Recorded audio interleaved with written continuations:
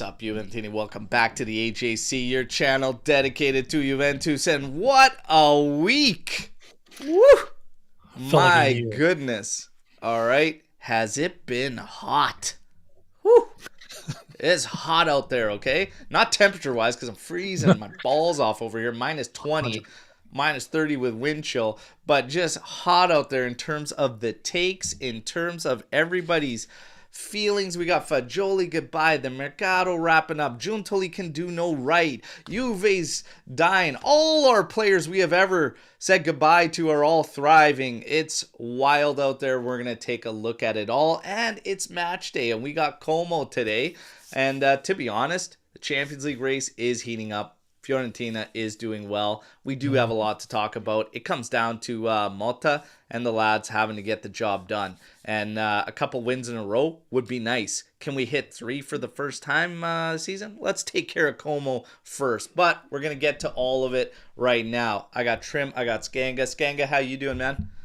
You want to know something? If people came here to get reassurance for their feelings, you're in the wrong goddamn place because you're not going to get it from these three today. Hey, man, we care about feelings. Come on. Happy Friday. Feelings. Trim, how you doing, brother? Good. Hoping to set the tone, as Tony says, with our weekend here with a win today. So let's hope for the best. Nothing less than 3 points today, boys. Let's get it. That's right. We need it. We need it bad. And we are going to have some fun, though. There's a lot to take a look at. And we are going to say what's up to everybody in the chat here. Yorio in here. Swarit. LJJ. We got Giratina70. Matt in here. RB Comp. Set the tone. Alex Juve. Buongiorno, ragazzi. Match day. Lights up. Absolutely. Just to be bad takes and 2 Tonys, this is going to be lit. Hey, I got TNT over here, okay?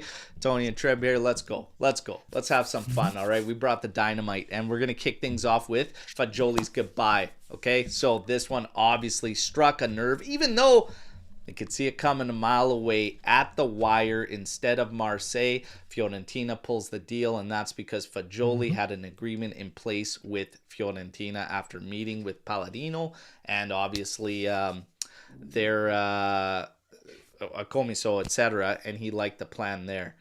I hate selling him to a team in Italy, especially one that you are now competing with for these Champions League places.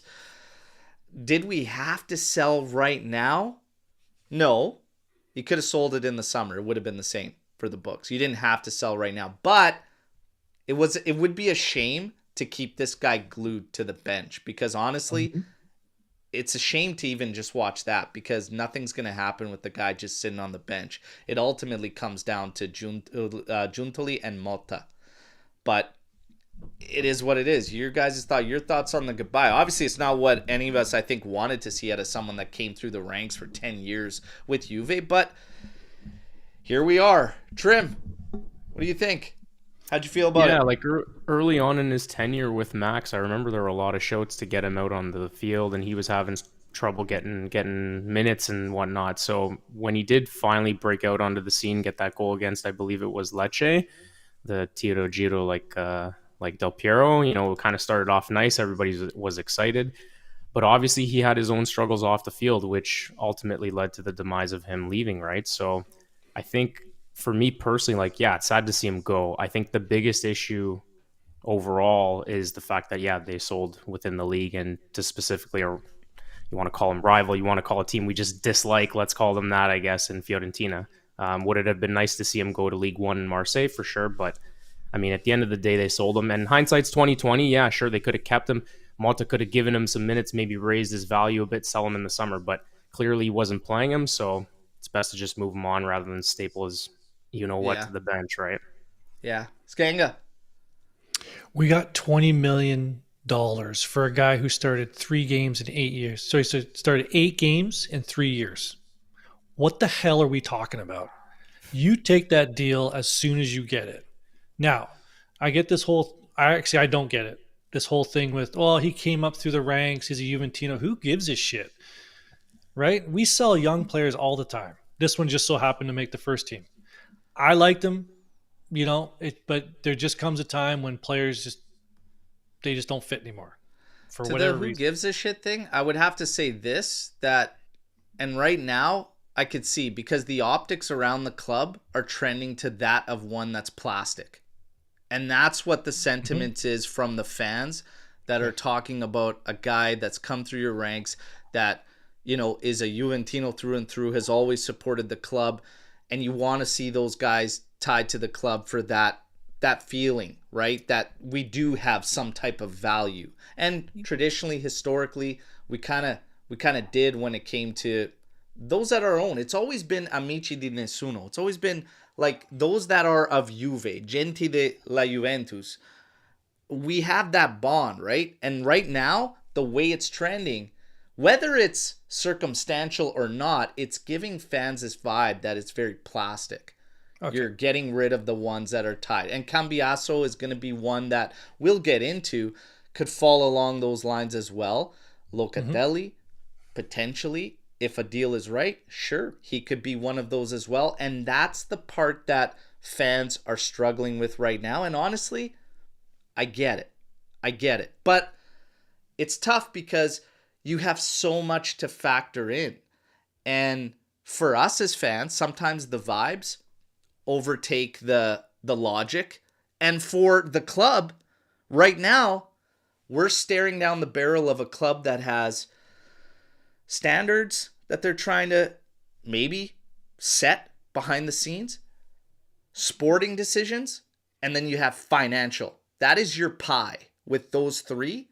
And right now, hey, the piece of the pie that might be biggest is the one that we don't want to look at.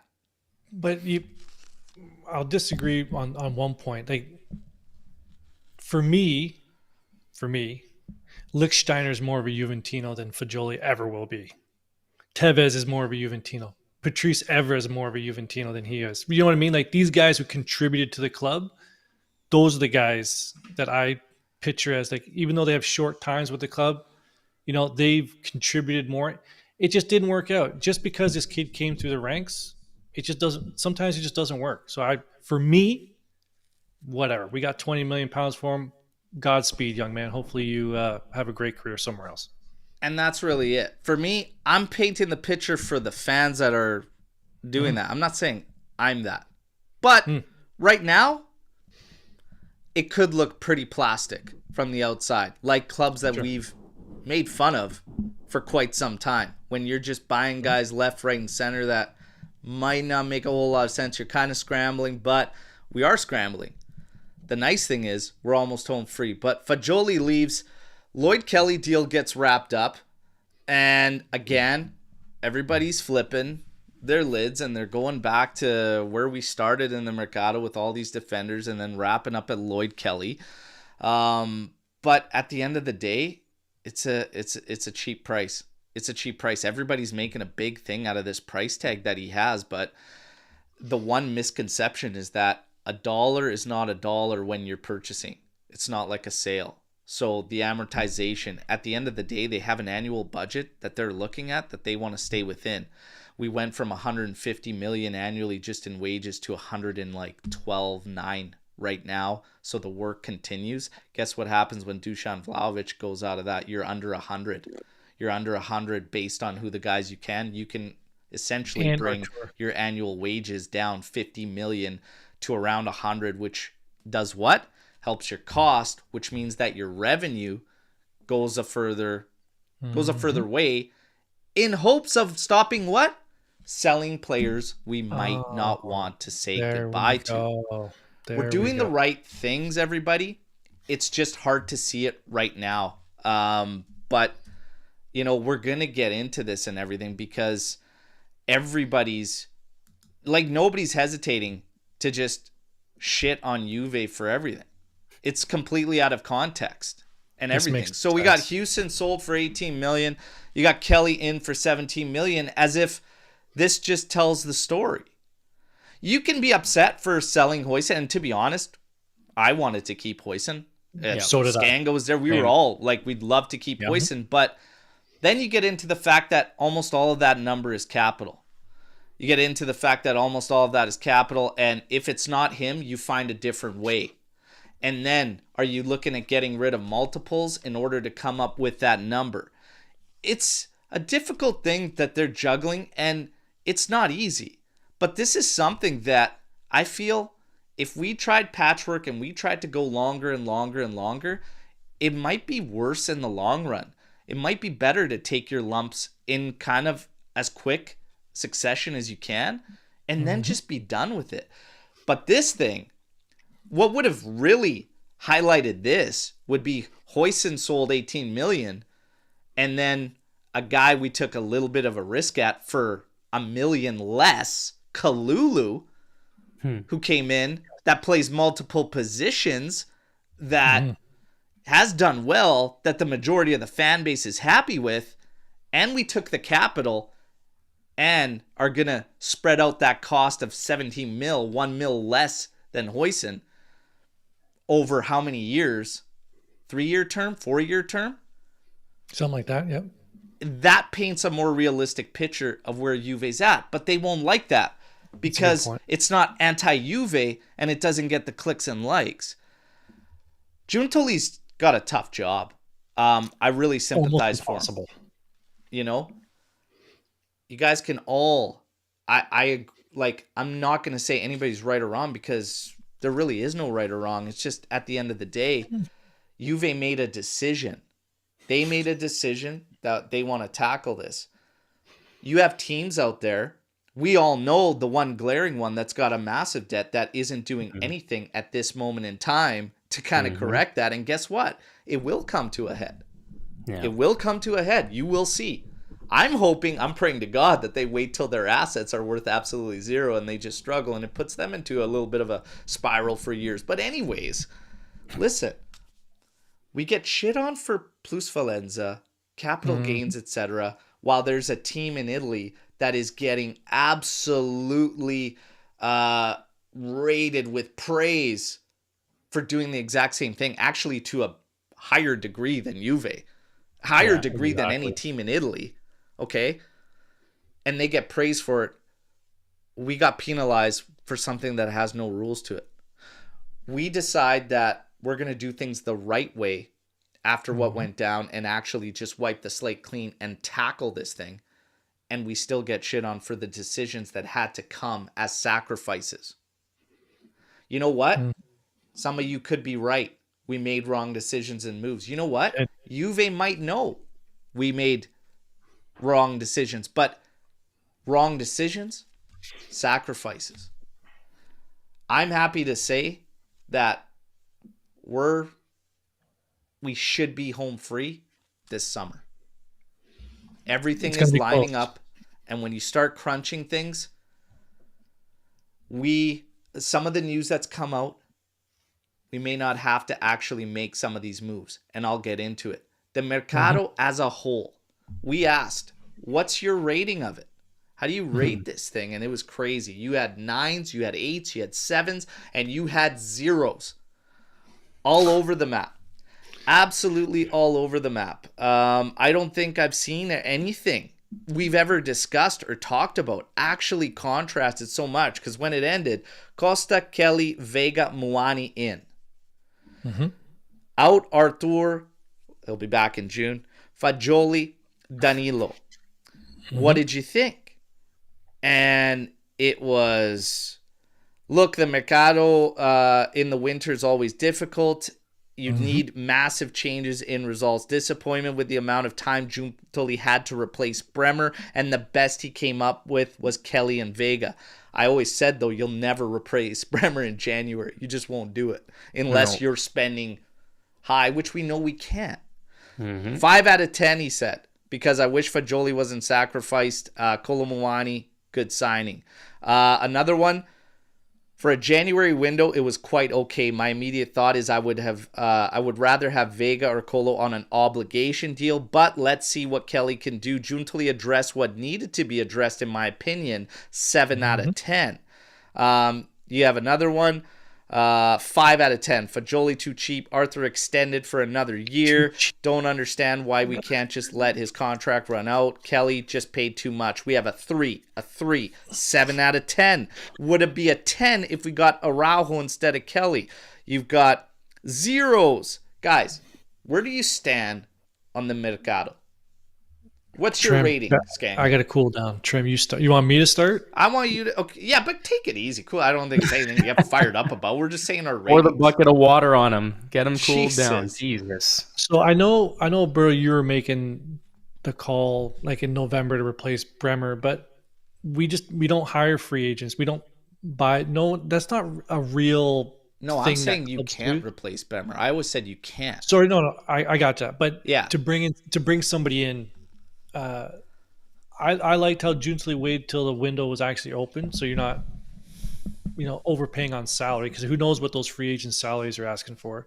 We needed, what did we say at the beginning of January? I think I said 3 players. You said 2.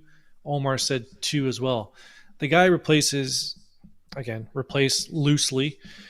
We get, 2 center backs. We finally get a backup striker who seems to fit in quite well. He's already Wally pipped our striker, so not bad there. What the hell are we talking about? We made $20 million in a sale. We got rid of some dead wood in Danilo.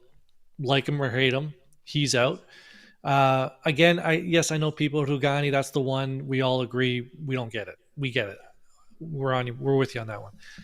I think I gave it like a 9. Like, he filled all the holes. It's January. Yeah. What do you want him to? So it's a 9. Like, what are we talking about? 9. Okay. A 9. Trim, where are you at? So I thought about it quite a bit. Again, never did I think it was going to be a home run by any means, like higher than 8.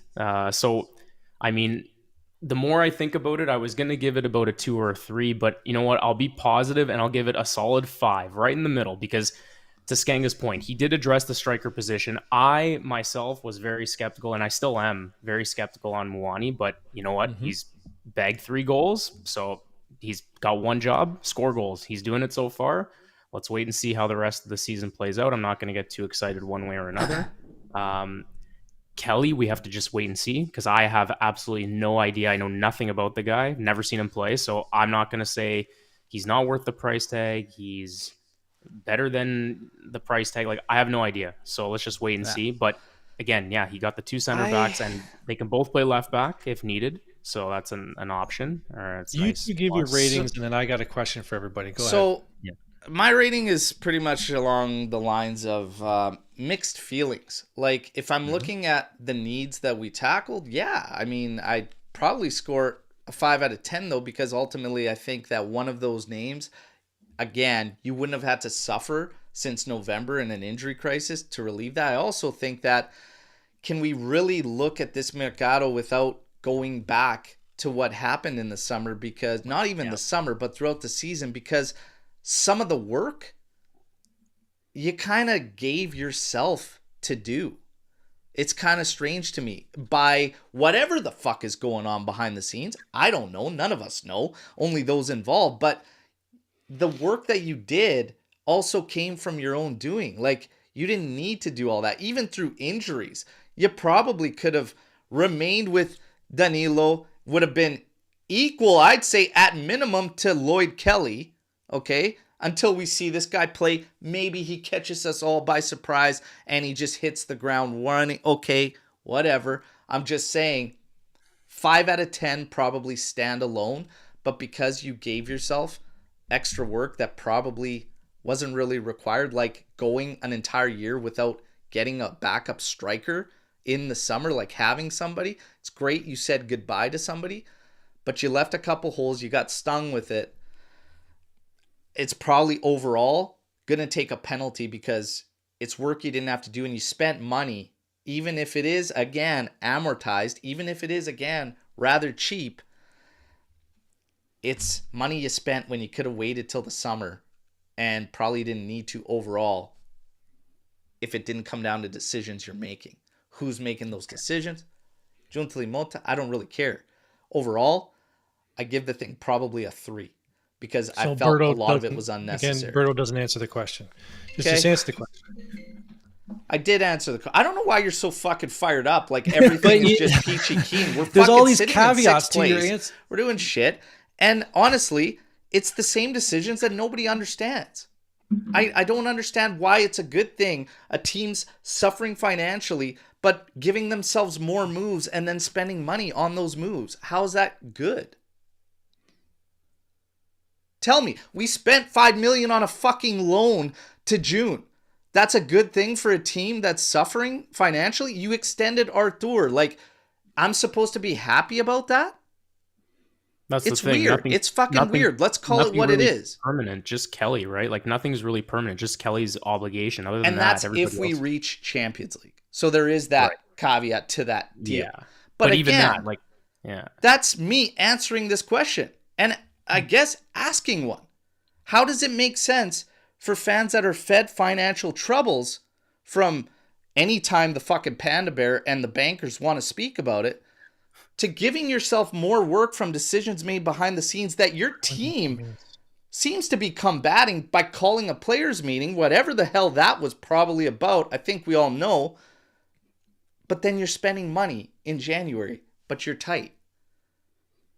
I'm calling it a 3. And I think that's generous.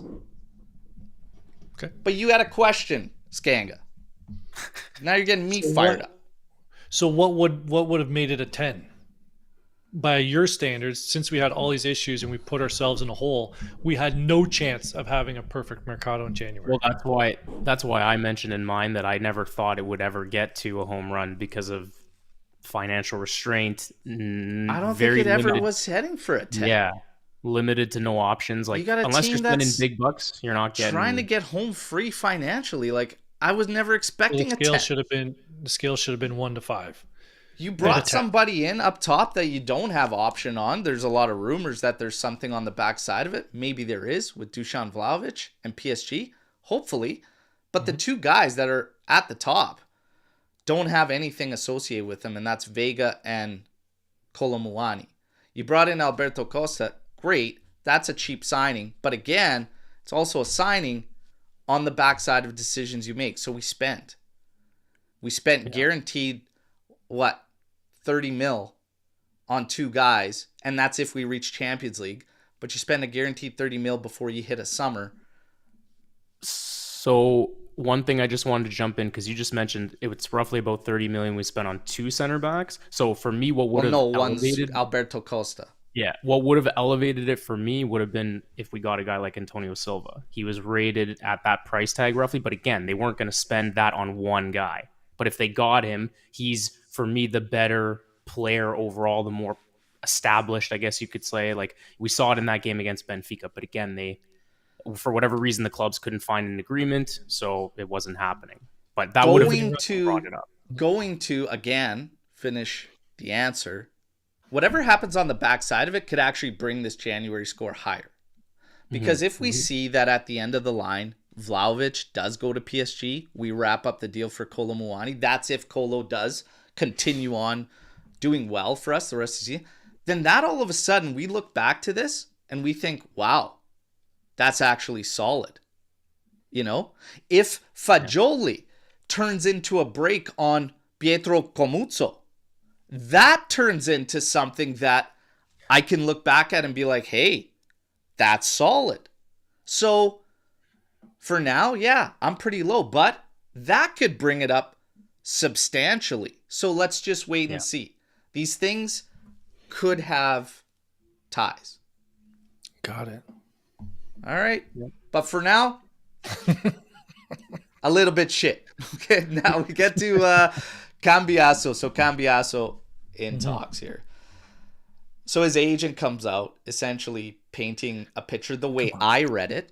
Skanga, I believe you read it the same as me. Trim, I think you read it the same as all of us, insinuating, oh, the deal didn't go down. You have to talk to Juve why it didn't go down. Look, I get it. You're salty. You lost out on some cash on a big move or whatever. You might have to wait till the summer. But to say that Juve's at fault for this thing, this is hilarious. And again, just me telling all of you, I sympathize for a guy like Giuntoli because you also have to deal with these rats that are agents. Yep. That's a whole nother thing that no matter if this guy is a Juventino or not, it's another element. Because I would have no problems telling a guy to go fuck himself if he's got poor representation. And you can't do that Because that player might represent another player that you want. I know. And that's the problem. Yeah. So you're also dealing with these scumbags that are out to fill their pockets, even though they do nothing. And here you go. This is where you're at. His words pissed me off because Juve's looking after their best interest. And yeah. And I don't know who this guy represents either, but you know what? Let's find out. Kind of act like you're representing a key player. Because even if I was City on the backside of you, you're like, man, this guy's kind of a mutt.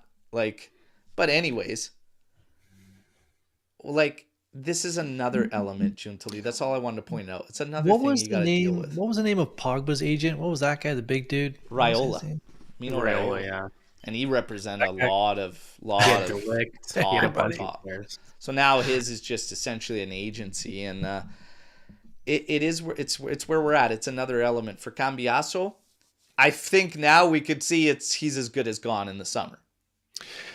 Him and Vlahovic are as good as gone. Yeah. So this week I was accused of creating panic amongst the fan base, even though I didn't make these reports. I didn't fabricate these reports. But the reports are out that Kenan Yildiz could be where we get some profit because the number came out of, 100 million over next-gen sales. Guys, again, they were always going to be prime candidates to move. I warned you guys 2 years ago and saying these guys are all coming up because they're of pure profit, and we're going to showcase. There's a reason we're not buying anybody for years. The debt and try to showcase, get the young guys in there. In the grand scheme of things, those young guys saved our asses because we maintained a certain amount of revenue. But 100 million and a ton in capital, that's where we're going. Like I said, we're almost home free. Thank Christ, I don't want to talk about it anymore. Right there. But Yildiz, I'm happy to say that and I asked the question, I said, how confident are you if a strong offer comes in? Let's start there. Chat, Skanga Trim. How confident are you on a scale of 1 to 10 that if a solid offer comes in for Yildiz, that Juve will say no? If we make, this is what I put on Twitter. If we don't make Champions League, 9 out of 10, he's getting sold. If we do make Champions League, 1 out of 10, he's getting sold. We got zero confidence that if a strong offer comes in that we won't sell. Alex Juve says 10, he stays. Full confidence we will not sell him. A 0 from Wing of Winter. An 11 out of 10 that we will not sell. A 0. But I'll do what Berto says though. But asterisks on the question, on the answer. That's also assuming that we sell number 27 and Vlahovic. Because number 27 will bring us about 50, Vlahovic maybe 20 if we get a right price, 15. So 70. It depends on those two getting sold as well. Trimmy? Yeah, could it be tied to those two guys? I would think it is because it seems like everything is tied to each other in itself. But what I would say is I agree 100% with what Skanga said. If they make Champions League, he's not going anywhere. They'll figure out a way to get the funds from someone else. But if we miss top 4 and we're in Europa League or Conference League next year, my confidence is a 0. I think he's gone. I think you don't. I was crunching shit. You don't have to sell Yildiz. You don't have to. You don't have to sell Yildiz in either scenario. But my confidence is probably the same as Skanga's. If we don't make Champions League, it kind of dwindles. But right now, normally, actually, I don't even know. And this is the scary part. What's their end goal? Because you don't have to financially, but it depends.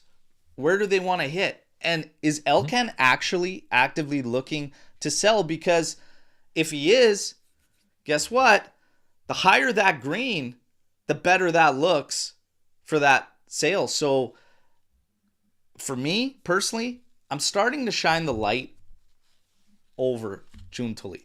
It needs to go to Elkan because this is me personally now talking, not what I think or whatever is going to happen that the club's going to do. But if you're about to lose this kid, if you don't want to sell and you're making this excuse of money, if you give a shit whatsoever about sporting decisions, then you step in and you say, look, We were at 342 in debt. We've done everything right for 3 years. We've got it to the last nitty gritty of 60 mil before tax to get to the right. You're probably going to sell Cambiaso. You can do this. You could sell Vlahovic. You'll be up on the green. And then taxes might take you a little bit over. But get a sponsor, for God's sakes. And I would say, you know what? We've done everything ready to this point. Losing him makes no sense. This is where we step in with that last little help and support and say, you know what? We're picking up just to leave this thing where we want to be because it's wrong to sell this guy. So for me, it comes down to our ownership now and what their actual ambitions are. And sadly, for all of us, we don't know what it is. But Yildiz, for me, should not be sold. The other thing, too, that plays a factor in this is it's up to the player as well. Like, the player has to agree. Yeah. So going back to Cambiaso, again, we love the guy. We wish he could stay. But if he really wanted to stay at Juve, he wouldn't have an agreement with City. He made that pretty quick for a guy that said Juve is his Real Madrid. One phone call, bada bing, bada boom, see you later. Yeah. But I stand firm. If their ambitions are going to start to take over to the sporting side, like I said, you have that pie, right? And the financial's been massive for years now. Mm-hmm. It's leveling out. So now the sporting aspect needs to start paying dividends. But again, if we're talking insane money, like you can refuel an entire team with like 100 mil capital. And again, the misconception is for every dollar sold is a dollar purchased, but it isn't. Because even if you take 100 mil and you spend 70, that 70 is amortizing capital. It's what it's going to stand you per contract term. It still means not just 170 mil signing and 125 mil signing. Like, but again, I want to see him stay. I don't know how people forgot that with the Artur Pjanic swap. That was the whole issue with the. I see we it sold time and time again. That's. Yeah. Never mind. So Cogino Eddie says Cambiaso is not going to Man City. They aren't making the Champions League either. He'll go to Madrid or Barca. Well, regardless, I think it's clear that hey, good point. How quick he made a thing that he's gone. But in terms of the Yildiz thing, I saw this a lot in the comments. So I want to get your guys' thoughts. I want to get everybody in the chat. Mm-hmm. It said, if Yildiz goes, that's my final straw. I'm done with this team. I also saw somebody else put, I think the majority of Juventini would be happy to sacrifice trophies or winning in order to see the players that they love remain at Juve. So, fellas, Skanga? Berto, we saw Baggio and Zidane get sold. What the hell are we talking about? Like, I don't know. I definitely don't share the sentiments. I don't. I do not. No. Sell whoever the hell for me. And somebody put in the chat here, I am able to remove emotion from the business dealings. This is what you got to do. Right? That's what I do. You have to look at they're making business decisions to right the ship. To Berto's point, after that, let's see what they do on the sporting side. Once you right the ship, then you can bring the emotions back into it. Who are we keeping? Who are we selling? But I will not shed a tear for any player getting sold. Yeah. Not a one. Doesn't matter how good they are. Because Juventus has been around for how many years? Exactly. We'll be fine. In the long run, these players will come back in just a different form. So we'll be fine. Sure me. What do you think? It's sad that I even have to ask this question because I don't actually genuinely don't remember. When was the last time we won a Scudetto? 2019. Yeah. Mm-hmm. So basically, sell everybody. Give me the Scudetto if that's what it means. I want to win. I want a trophy. I don't want to win a Coppa Italia. I could care less. Like, yes, it's nice, but I want the big boy. I want the top seed in domestically, and then maybe work towards Champions League in I don't know my lifetime. But no, I want to win. I want to win. I don't share the sentiments. Like, I just can't. I'm not gonna back out on the club because of a player, even if I love that player. I've been saying all along, I don't want to see Cambiaso leave, but I can obviously understand it at that price and the situation we're at. There's a question coming in here that says, what is our total amount right now? The total after tax was negative 200, but it actually stemmed from like 60 in the hole. So you recoup that. And again, one last big sale, but you've got a couple that are coming up anyways. We'll still see a little bit of capital on Vlahovic. Find a sponsor, for God's sakes. Makes a big difference. It's the easiest way to take a big chunk too. But Giuntoli's doing things the right way. We're down to the nitty gritty, everybody. The nitty gritty. But yeah, I'm with you guys. I actually felt different, and I told you guys in the green room. I ended up loving players I didn't give a shit about when they showed up to Juve for their contributions during winning seasons. And that list is long.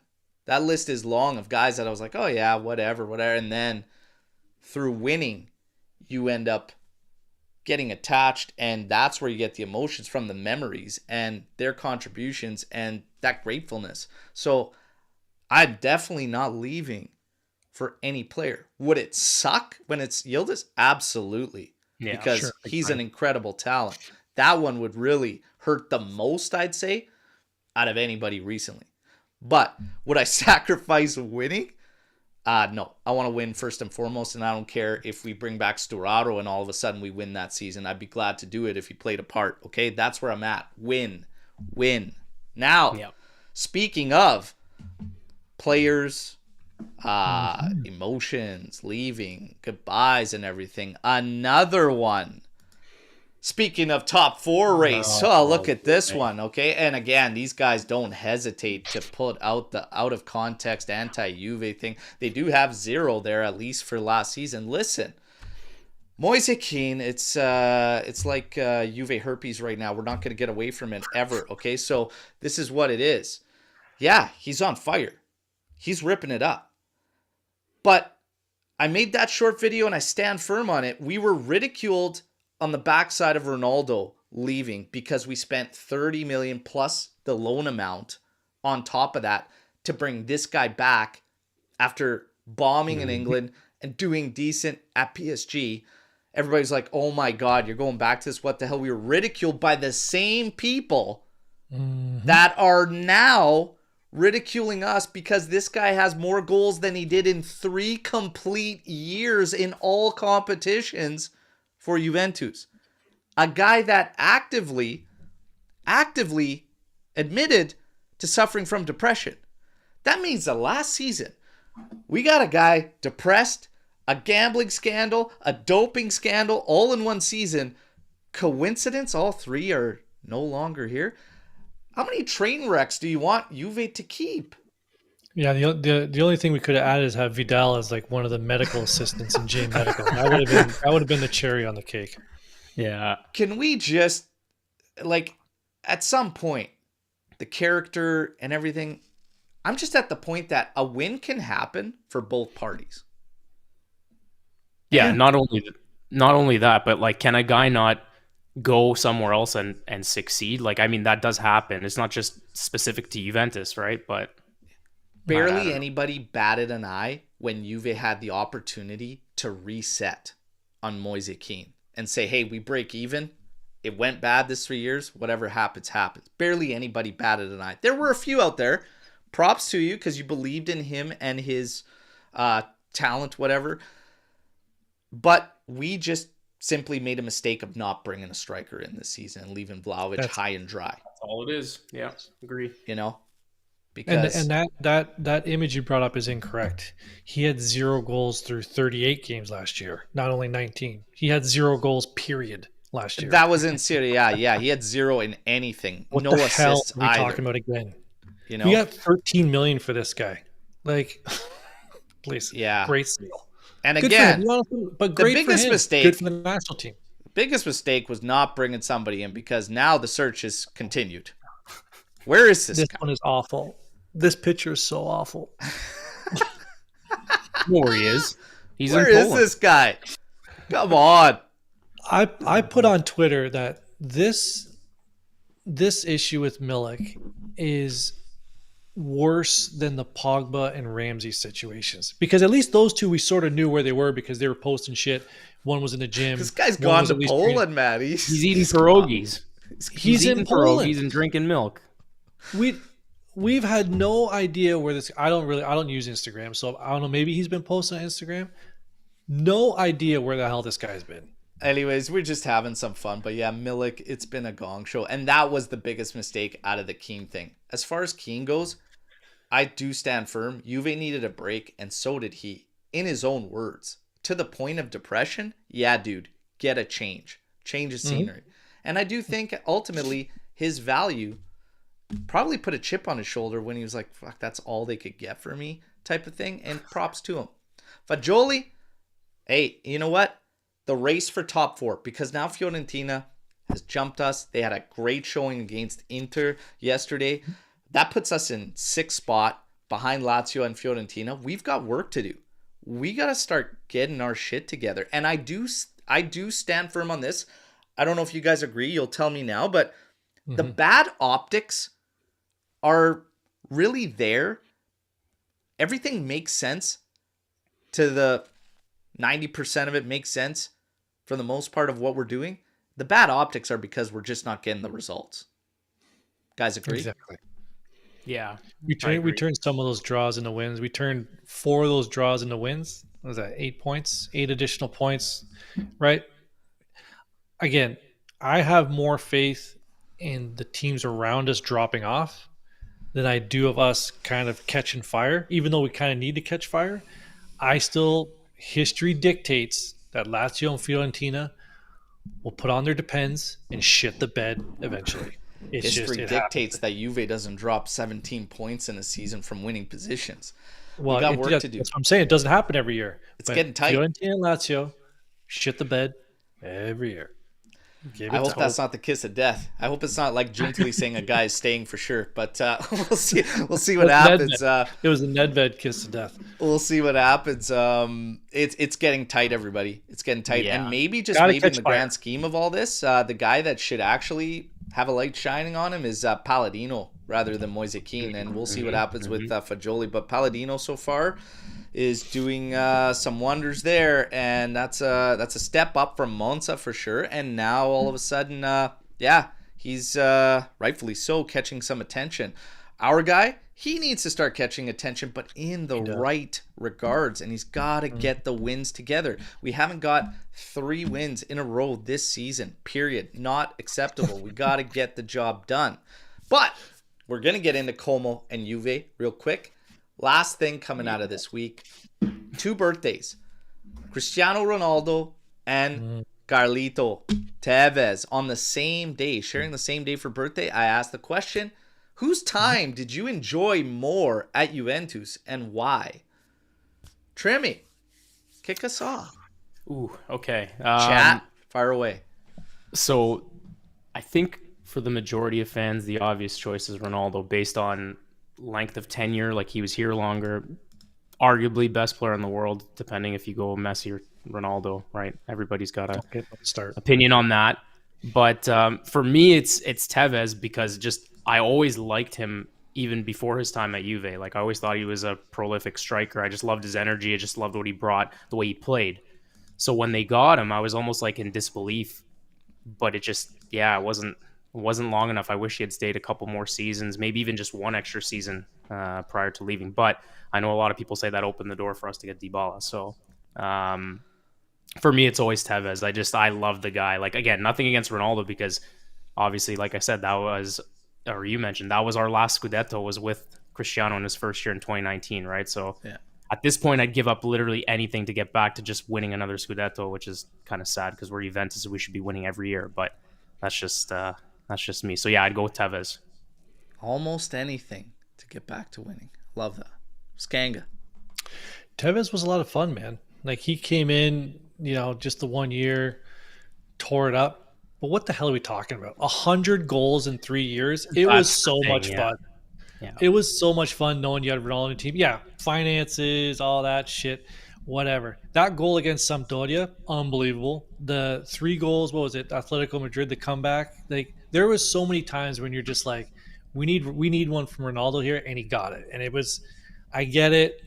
I'm not getting in the whole Messi thing, but those 3 years that completely ruined us financially were a lot of fucking fun. Like, what are we even talking about? It was so much fun. like for me, it's totally different. It was like Tevez kind of surprised me because Yes. like he was a good player, but I didn't expect like that type of impact Sure. or that type of, production. It was insane. Ronaldo was different for a completely different reason because there was like this euphoria around signing one of the best to ever play the game. Yeah. It literally felt like we were bringing in that last piece. And as time went on, I think Ronaldo, if I'm not picking Ronaldo in this, it's because he's a victim of being here longer because of how it unfolded and what happened to the team and him being at the forefront because of obvious reasons. 60 million annually salary that ended up making patchwork along the way. So he was a victim of the time, the circumstances, and everything around the club. But it was unreal to have the guy. For Tevez, I lean towards him just because of maybe the surprise for me and the fact that we were so close to European glory, and that team is one of my favorite teams assembled all time. So I think there's two different things, but I'd give the edge to Tevez, but both awesome for completely different reasons, right? Like there was a euphoria around signing Ronaldo. It was insane that it was happening, that it was even happening. So it was cool, and it's interesting to hear everybody's thoughts. But yeah, that came up. Now, no more going in the past. Now we get back to the present, all right? And Remember, we're not my comparing God, the if I players. could go back to 2014-15 with that team, Oh, sick what a kits, team. by the way. And My then God. the lime green one, though, I'm kit hunting, and that one came up. That lime green one, I don't liked know. it. I liked it. Over You gotta get time, it. I think going back because it reminds me of that squad, I'm like, yeah, you know what? It's okay. But Lime green one. at the time, I don't know. Yeah, the lime green 14-15 Nike kit. But now, Como, Juve, 5th place Juve, now 6th place at the time that we were speaking. Looking to secure consecutive wins in Serie A for the first time since November. All right. Let's go. Square up against Como, who are fighting for survival. They're 15th. They got 22 points in 23 outings. Only registered 5 wins. Heading into this fixture on the back of consecutive defeats. They're 2 points clear of the drop zone, and they're doing everything they can to try and stay up. They do got some. They got an interesting little project there. They're already talking about a new stadium, which actually looks sick. There's a lot of clubs in Italy that have plans now finally for new stadiums. We need it to get passed because Serie A needs to get their shit together. Also, by the way, for anybody paying attention, Francesco Calvo has become one of the reps in Serie A. Gravina has been elected to remain, and Calvo is now in the board. This guy, find a damn sponsor, okay? But now you're in there with Serie A, and you know what? Everyone's got their thoughts on being repped and having somebody in there. I get it, and I'm cool with it, but find us a damn sponsor, okay? Anyways, cool little project there when it comes to Como. As far as this game, hey, it's that classic word you know I hate, should. But Juve should be getting the job done, but this is what we're expected to see. And the funny thing about Como is that very similar to us in the sense that as you see there, Cacre, who is up front making that 4 behind Diao, he actually drops down a lot, and they do form a 4-2-3-1. Nico Paz, obviously one to look out for. Very, very talented guy. He is obviously, because it's match day, Como Juve, we're getting all the news about Juve looking at him and monitoring him, etc. But he's definitely one to look at. Icone, got some pace, can be a little tricky. Strafezza, a little bit of a workhorse, but they go from 4-1-4-1 to 4-2-3-1, very similar. What do I expect? 5 right across the middle, flooding the middle, pushing us to the outsides. Juve's going to have an answer. But as far as Juve and what we're expected to do, The ever reliable when it comes to lineups, Giovanni Albanese. Shit for everything the rest, but lineups. This is what he's got. Di Gregorio, Weah as your right back. Gatti, Vega, Savona again on the left. Cope Miners, drop him back. Locatelli, Nico Gonzalez, McKennie, Yildiz, Kolomuani. What do you guys think about that lineup in terms of the matchups we're going to see and what you expect out of this game? Based on current form and what we've seen, probably our best lineup. Savona, I don't know. And it's unfortunate that Turan, the way he plays, is getting pipped by Coop Miners, but that's Coop Miners. That's where he's been playing the best, is there. So that's unfortunate for Turan, but I think the way it lines up like that, we have zero excuses today. All right. Yeah. Trim? I'm still not crazy about Weston as the 10. Like, I'd actually feel, believe it or not, more comfortable with him at left back and take Savona out, move Yildiz in the middle, and put Mbangala on the left. I don't know. At this point, we're playing Como. I really don't know what Mbangala has to do more to show that he can start in games like this. Just to also help with, I know we spoke about it on the last show, Al, about rest, because we got Como today, but if you look ahead to next week, PSV midweek, Inter on Sunday, PSV second leg right after that. So again, I'm not expecting these guys to get super, worn out and tired after this game, but I don't know. Coop in the pivot with Luca, I like. The defensive line, like I said, I like it, but I would actually keep Savona out and maybe use him in the second half and put Weston back there, because I like what Weah brings on that right side. I'm pretty sure it's a high percentage of McKennie scoring whenever he starts in the 10. He doesn't start there often, but when he does, he offers something with that other. What's that? Did he start in the last game in the 10, or was on No, the... he was... actually, no. The last time he was listed to not be there in the pivot, he actually was higher up and Cope Miners was dropped back. So now they're actually listing it from the start that's what it's going to be. But for Como too, the question is Dele Alli in the squad for Como? I believe he is. Actually, he's not in listed to start, but you never know. These are just projections for Como.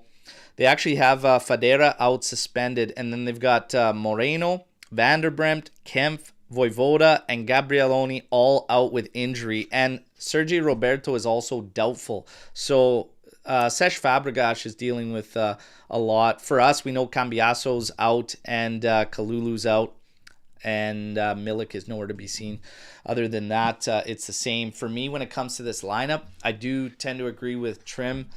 I think, and the only reason is because of what I expect to see out of Como. I don't know if I skip out on a playmaker in the 10 position.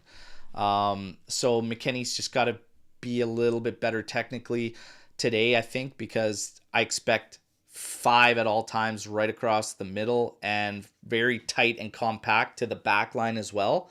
So I think he's going to struggle for space, and you normally need more technical ability in those tight spaces like that. I think Mbangula probably would be a good call this game because of what we have coming up with PSV, Inter, etc. I probably would have utilized him, and you can maybe slot Yildiz as the 10, or you can even use Nico Gonzalez as your 10, and he could play close to Kolomuani and put Yildiz as a right wing. Yeah. That's probably the only thing I'm thinking. At the back, Savona, I'm a little iffy with at the left, but I think we should be okay there overall. I mean, I'd have no problems if you take McKennie away from there and put him back there to get the job done and put your playmaker at 10. Outside of that, this is still should be enough to do the trick. I hope that no struggles come from what I expect, and hopefully McKennie has a great game, great performance. But we do need to take care of business. We absolutely do. When you look at the table, you look at the standings, Juve at 40 points. Now we're level with matches with everybody from 6 up. Lazio at 42 points, Fiorentina 42 points, Atalanta 47, Inter 51, and then Napoli 54. So Yeah, we're 3 points, puts us back in fourth with 1 game over on Fiorentina and Lazio.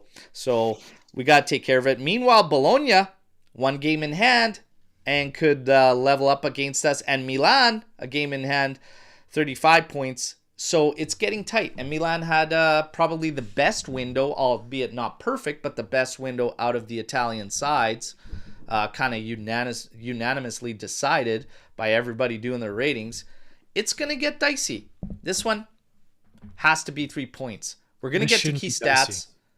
Tony's going to set the Tony with the official, and then we're going to get into predictions, everybody, and then storm the barn. So, key stats, Juve have the opportunity, again, to secure back-to-back wins for the first time in 3 months. Wow. Nico Paz, the guy we said keep an eye on, talented kid, has scored in each of Como's last 4 home matches. Hopefully that's not the case today. But if you're going to set a bet, maybe that's the one for the odds. Since getting promoted, Como have only lost 4 home games. Obviously, they just got promoted. But Cesc Fabregas's team have failed to win any of their last 10 home games against Juve. It has nothing to do with Cesc Fabregas. It's just historically. And the last time Juve has played there, 1952 in January. Last time we've been at this place, all right? For Como, though, that shit's cool. Like, that shit's cool. And if you were going to go to an away game, like, checking out Juve play in Como would actually be sick. Beautiful spot and everything. Now, Skanga, do the honors with the official, and then we'll get to predictions. Buckle up, Berto. So Rosario Abiso, you've seen him around. We've seen him around. He's a younger guy, but he's been around Serie A enough. You'll see his face and be like, oh, that guy. So he's done 109 Serie A matches, 4.7 yellows per game, so a little on the lower side from what we've seen. In 109 matches, 26 reds, so 24%, 49 PKs, Berto, 45% clip. Yes. Yes. 45% clip. So the last time he refereed us was he did our 2-0 win at Udinese in November, and then before that, it was last season in February. Our home lost to Udinese 1-0, and then before that was 2022. He did our 3-0 win at home to Bologna.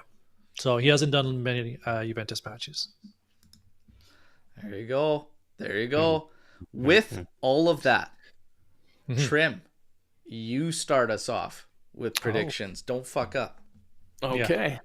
Yeah. Set the tone. Let's get a good stretch in there. So I am not confident at all today, but we'll have to get 3 points. Why'd we let this guy start first? Yeah, why? God damn it. Easy. Okay, hold on. So like I said, I'm not super confident today, but Muwani's given me a little bit of hope. So I'm going to say I'll go 2-1 Juve. Goal scorers. Muwani with 1. Although I said I don't like Weston in the 10. Weston with the other. Nico Paz for Como. And I'll go possession.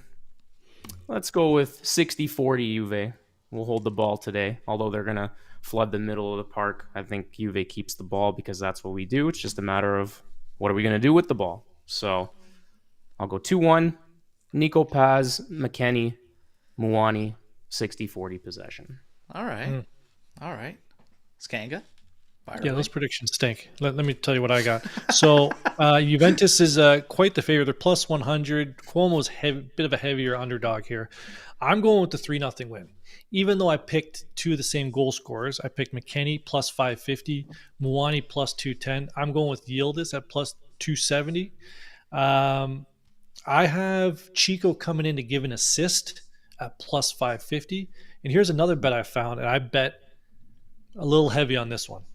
Muwani 3 or more shots on goal plus 1,200. Like, he's getting 3 shots. Yeah. On goal. Yes. 3 shots on goal. Yeah. Bet a little heavier on that one than I should have. So. All right. Okay. 2 tiebreakers, not 200, but that's okay. Let's go. Just busted balls. Just busting balls. All right. That's actually a really good bet, man. Fuck. Muani. It's tough not to take that one. But I'm not just a sack of potatoes. we need a new segment called Buckle Up. Alberto, yeah, that actually, we probably have a lot of segments then this season if we're going to say Buckle Up. But yeah, I don't mind that one. 3-2. Cope Miners, Yildiz, and a goal off the bench from a hungry Dusan Vlahovic. We got a 1-1 from Maddie here with Yildiz and Paz. Swarit leaning towards 2-2 draw. Giratina 70 with a 3-1 Juve. Muani, McKennie, and Gonzalez. We've got Christian Mazzotta here with 2-0 Juve. Muani and Yildiz to score. 3-1 from Rodrigo. 3-1 from Renato. I am going... They're well coached, well drilled. We should be winning. We got question marks. We haven't really strung things together. I don't know how confident I am in a very convincing win. Do we leak a goal? What the hell is showing up? Are we starting off the way we did our last game against Empoli? Or are we going to be ready out of the gate? If we're ready out of the gate, I feel somewhat confident in keeping them off the score sheet. But then do we have a shitty start to the second half? I'm feeling like a 2-1 is probably the play for Juve here. Maybe a 3-1. I'm kind of caught between two of those. I'm going to stick with 2-1. I think we probably come out first, get one, and then they equalize, and then we win it early in the second half. I'll say Yildiz gets on the score sheet. And I think our second does come from a substitute. So Motta will make a change and he'll get it right and we will get a goal. And yeah, I think Kolo Muani's red hot though. So I'm going to take him for the goal scorer. The first goal, Muani, they'll equalize late in the first half and then we'll take it 2-1 with a substitute. That's what I'll go. Kolo. And now... Guys, as far as watch along goes, all I'm going to say is stay tuned. Stay tuned. Okay? And Mike's got the day session where each panel member stated his day of the week. Yeah, we definitely got to get back to another day. But you know what? So far, they would all be firing internally, I think, so far. Yep. So I think that's why I kind of stay away. Juve's got to get their shit together. So storm the barn. What's the difference between dry loans and free agency other than suffering until January to do so? Yeah, that's kind of, I guess it comes down to quality and what they deem from that player when you look at free agency list, because ultimately it's not that different really. Even with your loans, your dry loans, you're paying. We paid a pretty hefty amount on one of our loans at $5 million just for the rest of the year. It just comes down to what they think of the players. And I think we definitely know right now that how we're gauging some of the players internally versus fans' judgments is definitely... There's a couple other things there. Maybe the agents are assholes, don't want to deal with them. Maybe the wage demands are too high. Also, you want to build relationships with other teams, right? PSG, we sort of have a bit of a relationship there, right? We have a relationship with Fiorentina. You don't want, like, maybe there was talks already in November, December for the January deals, and you don't want to affect those relationships by going out in free agency and going back on your word. So don't just think like Giuntoli was doing this until January 1st, and then he got on the phone. Like, stop it. Come on. This is actually hilarious. It's out of queue, but I'm still pulling it up because who else thinks Trim looks like another version I'm trying, yeah. I'm like... Before and after. Oh my God. How old do you guys think I am and how young you think he is? I mean, actually, don't answer that. I was going to say, just, yeah. Seeing how Fiorentina dismantled Inter, Lazio are a solid team, and Milan will fire all cylinders with their reinforcements, I feel there's a massive chance that Juve will miss Champions League next season. I mean, it's a possibility. I don't know about massive, but there is the possibility. It's tight. It's tight. On a scale of 1 to 5, how confident are you, Skanga? 5. Trim? So we always say it's Juve beating Juve. That's the biggest thing for me. It always comes down to us. If we take care of our games, then I would say a solid 3. Right in the middle. I started this show by saying, don't come here to look for reassurance on your feelings. Sorry, I'm like love you, big guy. I'm not. I'm a 3.78, close to a 4. 3.78. 3.78. 57. Oh, he put it in twice. Swarit, you put it in twice. I got you, bro. Don't worry about it. Joe Tellerico. I like that. Tellerico. Joe. Oh, I have a strong feeling Luca goes to Arsenal. I would hate to see him go, but do you think Luca is on the team next year? I do believe he's on the team. 1,000% he's still here. I think we would sell Yildiz before we sell Locatelli. Yeah, I think there's just other options there, like other players in play that we can move off before we even look at Luca. Yeah. 100% from Mergen here. We are not making Champions League next year. I would like to maybe switch it up, and maybe the AJC can get kits if we do make it, because we always put things out when I put guarantees out. Would anybody out there like to put a guarantee out and maybe pick up my next kit? Retro one. I know you guys aren't going to win. It's all good. I'm just saying that 100%. I don't know. It's tough. There's a chance. There's a chance. But, and as far as Luca goes, I don't know.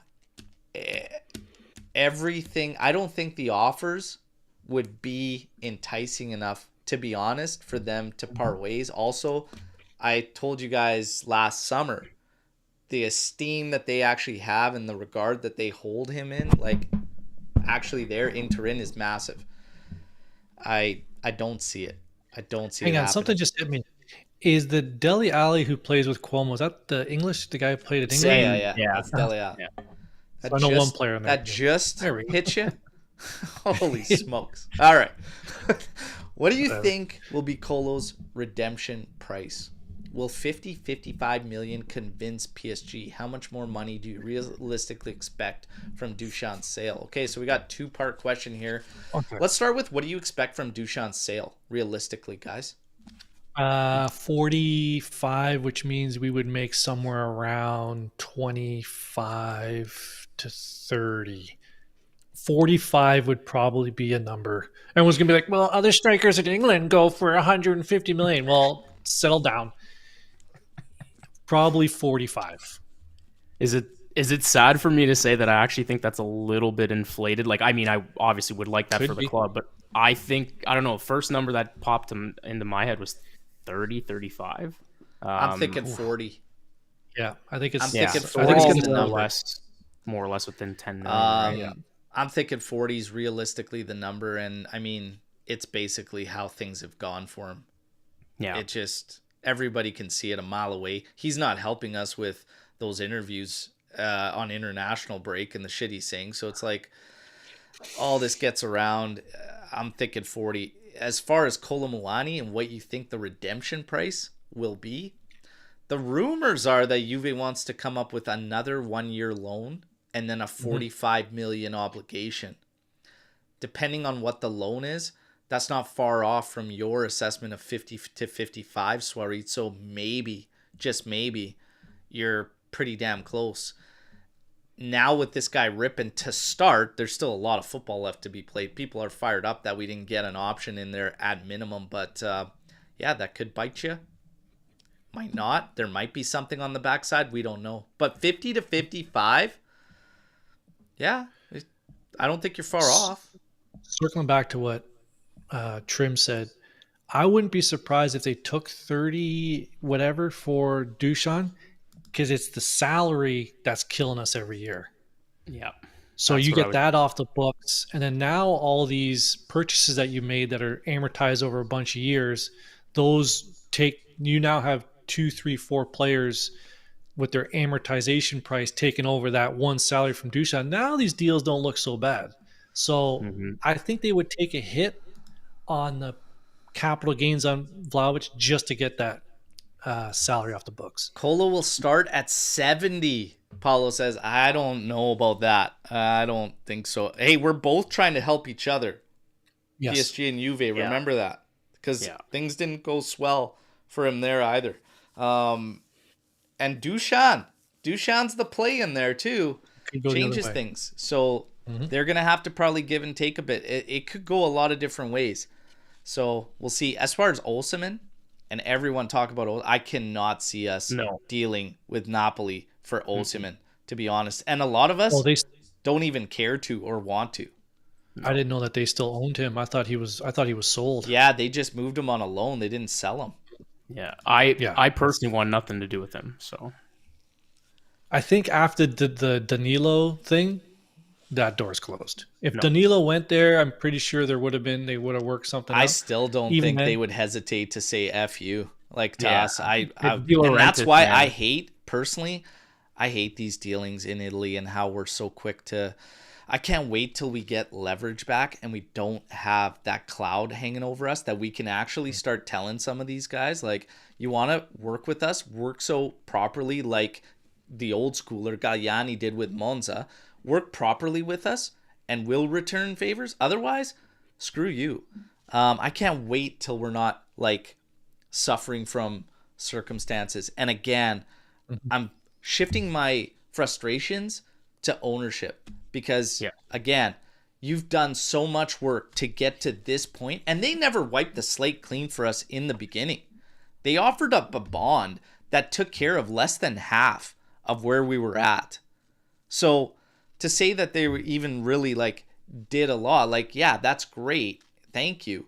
But you didn't give them a clean slate, and now you're 3 years running. How long do you want to put your fans through mercados of garbage patchwork and like Timothy Weah coming in as only one signing one season and actually try to feed your fans like this ongoing crap before you step in and just say we're coming in for the difference because we make $6 billion a year and this is fuck all to step in for 60 million euros and we're just going to get you like actually slate clean so you can move forward.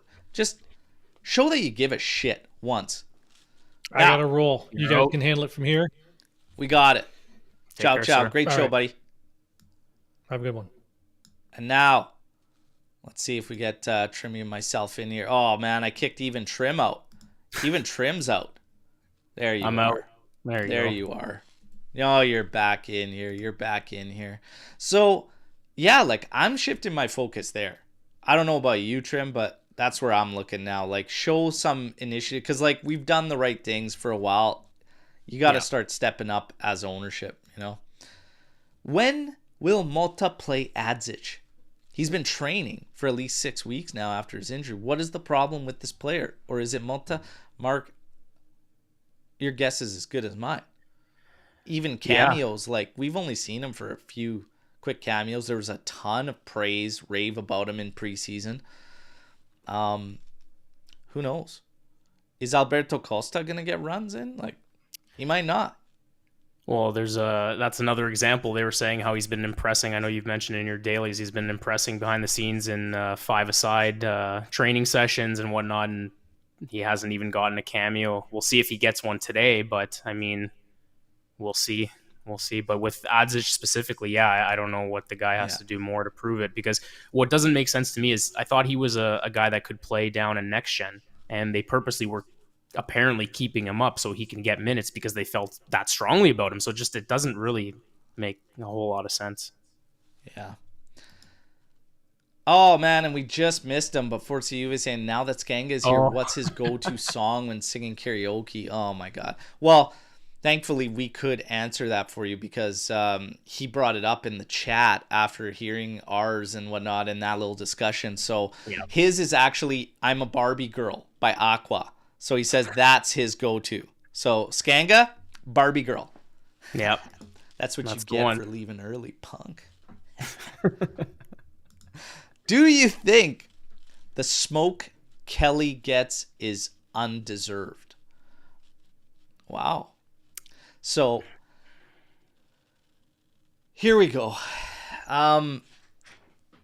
it feels harsh because nobody's really watched this guy, and this is one of the things I specifically brought in Chris Rodriguez's opinion from the Newcastle podcast. He's a great guy, friend of mine.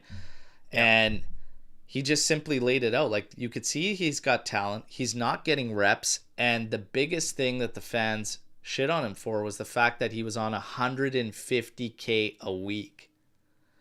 So, for starters, Juve is not paying him $150K a week. Okay, thankfully, he's getting $2 million a season gross.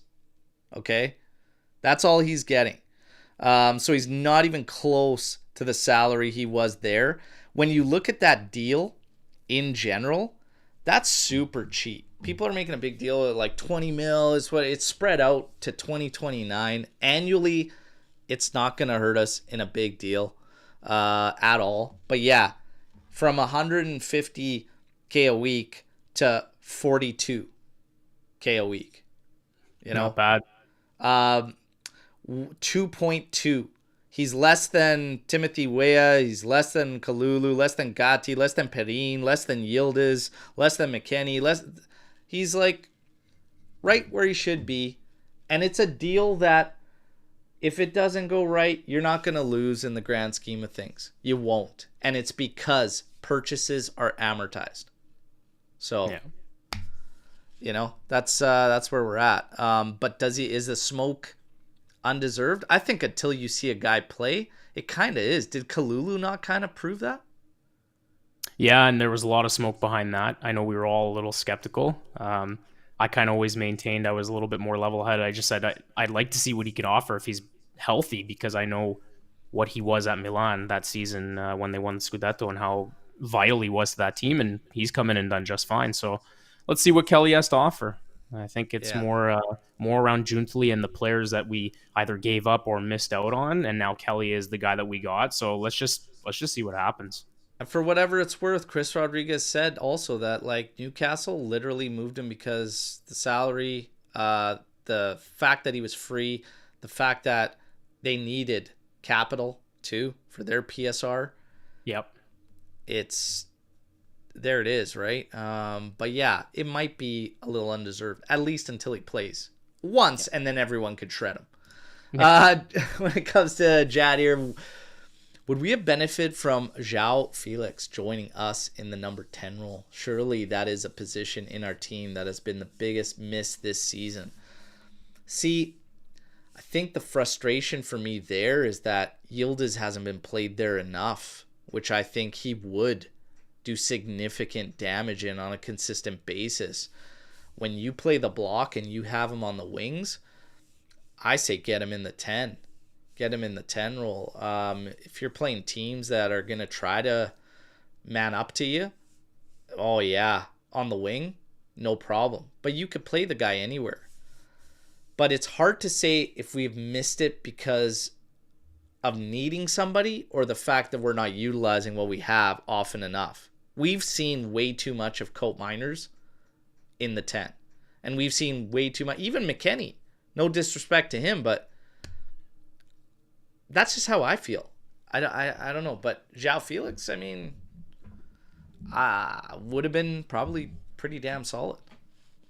Yeah, he shows flashes, but I think he's inconsistent. Like, he's going to start off hot. It's a new team. He's trying to prove himself with Milan. Just as an outsider, let's see how he continues, if he can keep it up. But like, you can see the quality of the player there, but obviously like he's had some issues where he's played so far at Atletico and Chelsea, just trying to find minutes and, like I said, being inconsistent. But any young player goes through phases of their seasons and their careers like that, right? So who knows, maybe Milan is the right fit for him and he sticks it out. But I mean, for us specifically, yeah, like it would have been nice, sure, to have him. But like you said, Berto, I'm with you. We have a guy in-house that we can put in that position, and we just haven't seen enough of him because the coach prefers to play him in a different position and is trying to force feed Coop in that position. And we see now that he's dropped back what a difference that's made. So let's see if Motta's willing to be, a little less stubborn and maybe utilize Yildiz more in that 10.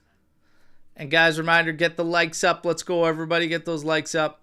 We're going to get to a couple more now. Yeah, Matt saying I'd rather see Yildiz or Nico in the 10. Yeah. Megan saying Felix would do well in Italy. Mark 1, Milan are building a very strong team, and they are ahead of us in their team building. See, and again, it comes down to maximizing what you're getting out of what you have. And that's where I see the actual shortcomings are. And this is my one basis on why I feel that out of what's going on at Juve, Giuntoli's the one that's actually had the biggest restrictions. I don't think Motta's restricted in terms of what he needs to do better. And I think that's where the shortcoming is. This guy was also signed as a cheap option, an up-and-comer that was getting the most out of what he had at Bologna. That was the selling part. And that's what we needed until we hit home free financially, which, by the way, everybody, we are so damn close, thankfully, all right? So the wait should not go beyond this summer. And then we'll see this club's actual damn ambitions. But I feel Giuntoli's had the actual restrictions. And I think where we're missing has been putting it together. Injuries, etc., all this, we've still fielded enough to at least show some more cohesion, some more chemistry, and get beyond the mighty Venezias, Cagliaris, Empolis, Lecces, etc. I think Motta's where it's kind of coming down. So let's go. And I have not ever said it yet, Skippy. All right. But I know you like busting balls. And you know what? I appreciate you for it. I love it. Now, Tuna, who the hell is going to be our backline and strikers for Club World Cup? Well, I'll be in DC and Philly. So, hey, my ACL should hopefully be fixed by then. Let's go. Giddy up. I got less than 6 months. I could do it. I'm going to call Gasparini right now, and we're going to fire it up.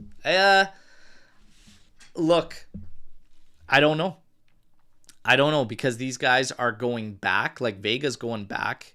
Kelly should be getting obligated, hopefully, because that means we qualified for Champions League, which I want to see. Yeah. So he'll be around. Cabal and Bremer, let's wait and see. But yeah, we're probably going to make some pickups. And the rumors are that Henschko is going to be picked up and be there in that early window for Club World Cup. Let's wait and see. Otherwise, everybody bring your cleats. Okay? Yeah. You're going to be around. We'll have a whole crew ready to go. So definitely bring my cleats. You ever played at the back line? Oh, yeah. I was a left center back, so I can fill in. I got a roll. There you go. I didn't, I played early years in competitive. I was just utility guy walking into a strong team, and it was just like, hey man, we need center back, we need a full back, we need whatever. And I was like, yeah, whatever, happy to do it. And then as things progressed, it was just like, yeah, we need you in the middle. And that's where it is. But I've always historically played midfielder, but center back's a different beast. It's a different beast. That's why... And for a guy like me, lacking the height and the aerial, you had to make up for it with pretty much sheer aggression and getting shit done before it even gets to that point. But yeah, that's why it never made sense to me that my coach always stuck me at left CB, and I'm standing beside a guy that's almost 6 feet tall. As my partner, and I'm like, okay, what do you expect me to do here exactly? I'm gonna win. I'm gonna lose the aerial duels, but I got the speed and I got the tackles and the passing abilities. He's always just like, get it to the left back and he'll get it out, or get it to your partner and he'll dump it out to the middle of the pitch. But yeah, it was funny, man. Oh yeah, that's good. How tall? How tall am I? 5'10". That's it. Shorty, man. Shorty. You've got some height on me still, and I'm still playing center back at like 5'6". Like Jesus. At least I had. Back then I had a way better vert, but right. Yeah, that faded. I blame the kids. Before the knees. Everything Before faded the knees. Once the kids came, training, all that, everything went out the window. Yeah. Realistically, who can afford Dušan's salary? Premier League top clubs, Real Madrid and PSG are the only ones. I mean, that's the thing too, is there's going to be some give and take too. I don't think he's signing, and I don't think he should expect to sign his next salary at that.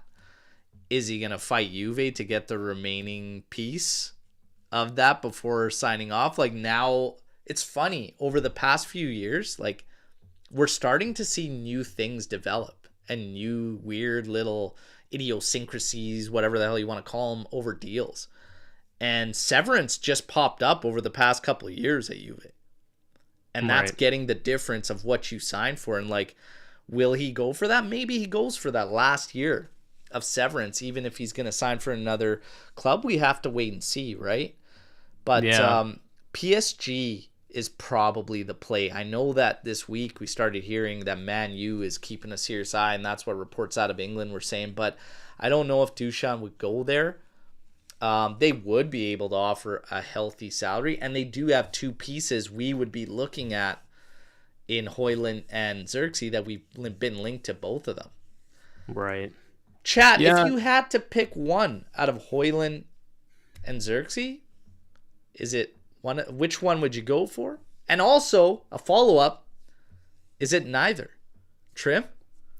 Yeah, like, so for me personally, I don't know. I would have a really tough time deciding between the two of those guys. I just think that neither is the play right now because we have Kolo Muani, who we brought in, again, albeit on a loan, but it just seems like the way everything is laying out for the summer, that there's some kind of agreement behind closed doors that Vlahovic goes the other way, Kolo stays with us, and then we just add a little bit of cash to that to make it all squared up. But one thing that didn't get mentioned, I know to that guy's point of it would be more of the bigger name clubs, but like I'm seeing a team like Aston Villa spend all this money in the January window and bring in all these guys. Then there's a team like Newcastle, if they can manage to stay up there. Like, I don't know, I can see one of those teams being able to offer him a good salary. But in Newcastle's case, as an example, like, you know, they had the financial restrictions that they had to kind of work with, so they'll have to get rid of somebody, right? So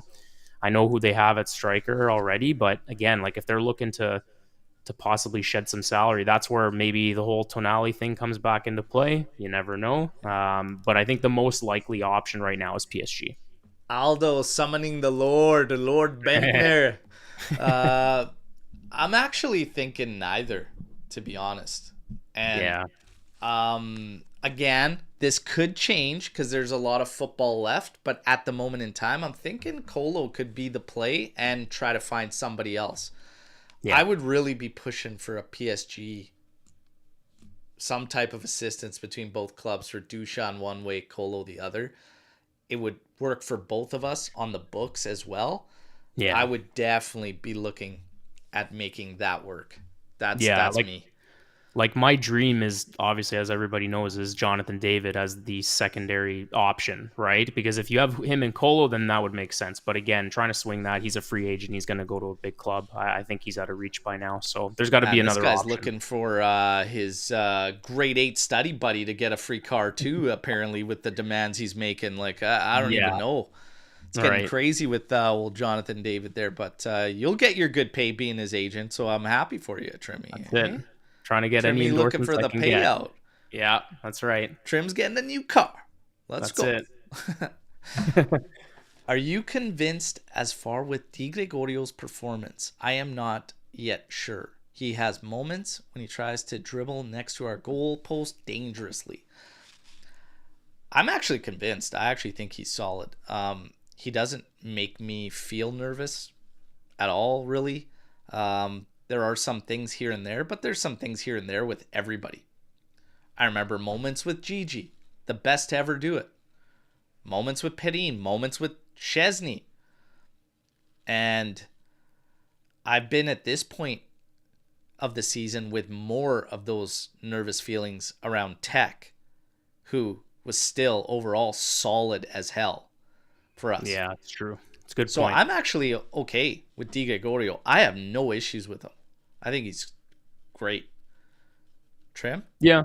There's moments where I can see where you're a little unsure, but more often than not, he's been really solid and been the least of our issues and our worries. And I feel like when we invite pressure on us as a team, that's the team in front of him. Obviously, there's only so much he can do, right? But yeah, I think for him, keeping it simple at the back in terms of like ball playing, like I definitely feel a lot more comfortable with him rather than Szczesny in terms of like distributing the ball or moving the ball forward. Like you can see he's better, even Pettin to a degree. Like you know what you're going to get out of those guys, so I'm not too worried about those guys.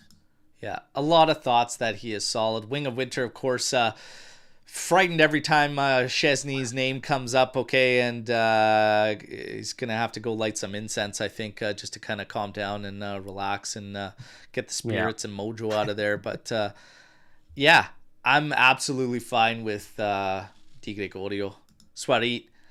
Is Skanga in danger of being out of the project at AJC, Berto?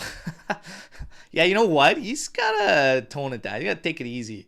Well, but you know what? When you start getting to that age, the mind starts to go. So we're just happy he shows up in clothes, okay? Presentable, and remembers what we're even got to talk about as far as topics. It's a good day when he's clothed.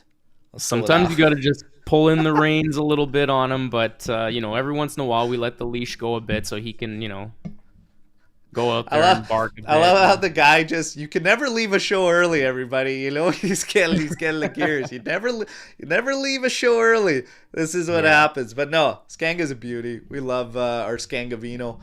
And as far as the watch along goes, like I said, stay tuned. I'm trying my best. All right. Do have some work duties that I'm going to try to hammer out and get done with enough time to rip back here and share the action together. Do you think that if we don't make it to Champions League next season, Kolo Muani will not join Juventus? Very difficult. Very, very difficult to take away 70 plus million in revenue away from this team and know what the play is going to be.